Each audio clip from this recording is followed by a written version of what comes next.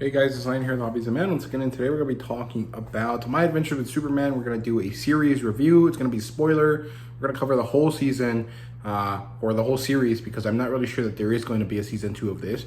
That is all 10 episodes, and we are going to talk spoilers. So if you're not interested in that, please click away now. So, my adventure with Superman, developed by Jake Wyatt, Brendan Clower, and Josie Campbell.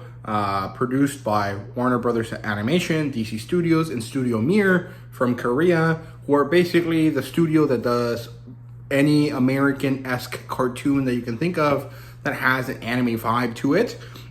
Similar to how in the 80s a lot of cartoons were made by Japanese studios, we have the same thing happening here. So yeah, and the music of the show, which is actually pretty unnoticeable, except for the opening theme, are done by Dominic Lewis and Daniel Fletcher, and I think the intro song, is done by Kyle something. It's a band that I just can't remember their name of. But overall, this is a wonderful series. It was super cute and generally a good time. It was very much a new version of Superman and his friends and his rogues gallery and secondary characters. It was primarily, at least the first 4 or 5 episodes, which is half the season, about the slice of life origin of Superman, his relationship with Lois, his relationship with Jimmy, and his job at the Daily Planet. And so this also managed to combine itself with a secondary plot line about the emergence of his rogues gallery through a new kind of interpretation of Task Force X, Amanda Waller's group, and Intergang, as well as the General, who is Lois Lane's father. And I think it was wonderful. It made a lot of sense.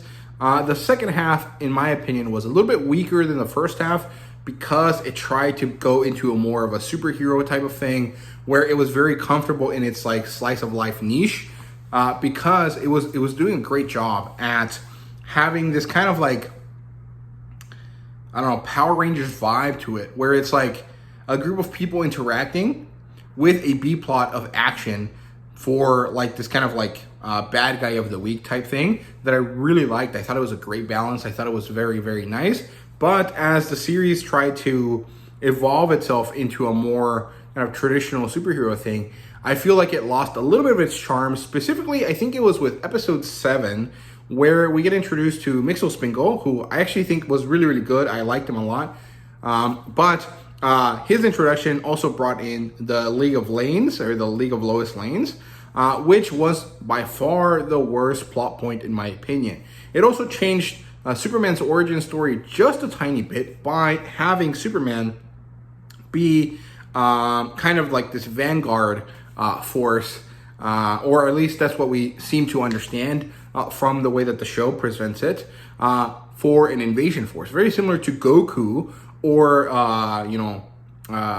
Omni-Man for the Viltrumites. Same kind of idea. We do have this like Superman as a vanguard for evil type of vibe to it, and based on the ending sequence of the story, it turns out that it's not just Krypton, but it's actually also Brainiac. And so I think that's really interesting. I really like the setup for season 2, if it ever happens, as long as they do the transition better than they did in this season. So I liked it a lot. In general, I would give this an 8 out of 10. I think it was a pretty solid series. With the week episode being the Lois Lane episode, the League of Lanes episode, because I actually really like Lois in this show. I think she's great. She does have that kind of psycho energy, but also like very much interested in her job. And her relationship with Clark is very wonderful, very, very cute. I loved it. It made me feel so good and happy. And it was just wonderful to see this very wholesome version of their relationship. I mean, I'm pretty sure most of their relationships have always been relatively wholesome, but I'm not that experienced with the Superman mythos. But it was just nice to have like a clear, he likes her, she likes him, and they had to work through their slight issues before they can date, compared to like other type of superhero type stories where it's like, oh, will they, won't they? Do they love each other? Do they not? Are they just using each other? You know, is Bruce really Selina's man? You know, is she really the woman for Superman, for Batman? You know, all of this stuff. They threw that away. They focused mostly on the very direct relationship. The tension of their group actually came from the fact that their relationship changes the dynamic between Clark and Jimmy. And I really liked that. I thought that was a good play. And it was also nice to create this tension to make Jimmy an interesting part of the mythos, because I was having a conversation with my roommates and they don't know who Jimmy Olsen is. And they're not really comic book people, but I feel like Jimmy Olsen, the best friend of Superman, should be, you know, a very clear and easy kind of character to know. And the fact that, you know, people that are kind of very, you know, interested in the fandom stuff didn't know who that was to be crazy, right? So I think that introducing Jimmy and making him a very important part of this story was really good, because now we will have a new generation of fans that know who he is, and hopefully that provides an outlet or a reason for him to actually show up in more DC stuff. I think that'd be great. I do want to say though that there is, besides the fact that I didn't like the League of Lois Lane episode, there is another thing that I want to talk about, which is that this series, for as good as it was, and it really was great, felt short, or maybe the better way to put it was it felt constrained. And that constriction, that constraint that I feel was, you know, attached to this was due to the fact that it was releasing in a traditional TV block and then being released on HBO as a streaming series. Because I think that there was a certain level of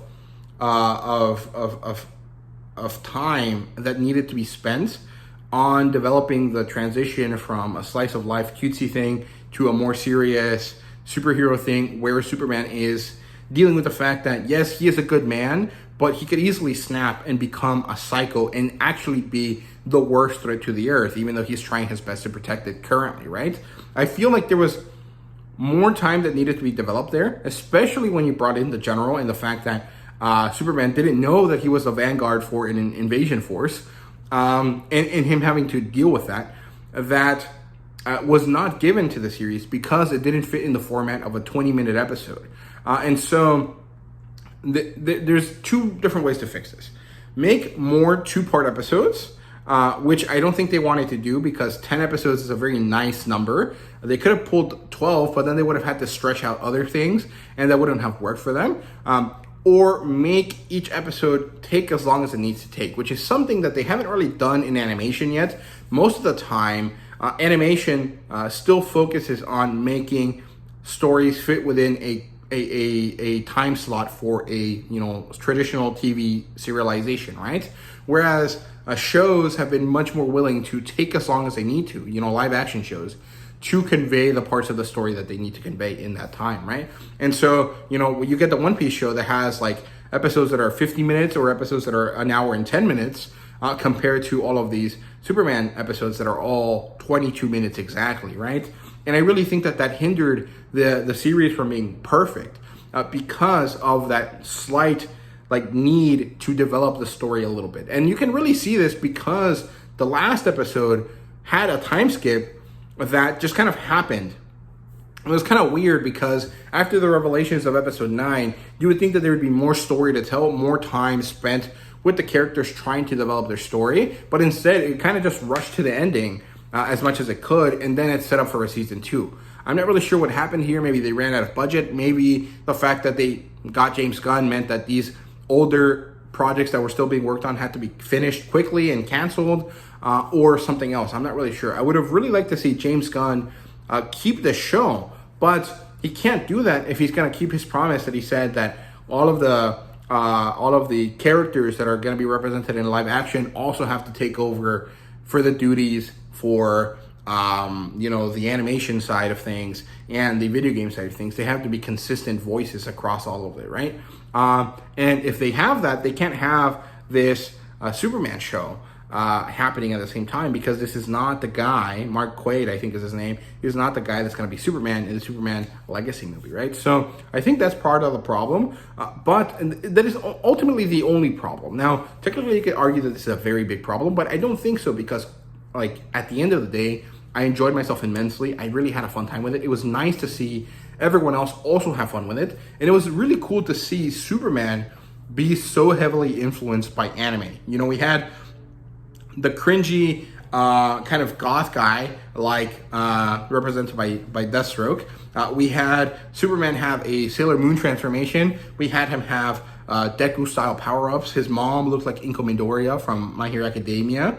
And it was like, it was so good. It was just so nice to have comic books or a comic book show be influenced by anime. And I think that was not really on purpose. That was just Studio Mirror's way of doing things, because they are so entrenched in the anime thing since they are an anime studio, right? So I don't know, overall I really like this. 8 out of 10, like I said, and there's only 1 week episode here, and everything else was wonderful. It was very, very good. I do wish they had more episodes. I think 12 or 16 would have been good, as long as you kept the stories succinct enough and well made enough that they made sense to continue to exist, right? But overall, good stuff. I liked it, and I hope you guys enjoyed this video, and also enjoyed the series if you watched. Let me know down below what you thought about it, and thank you guys very much for watching. See you guys later.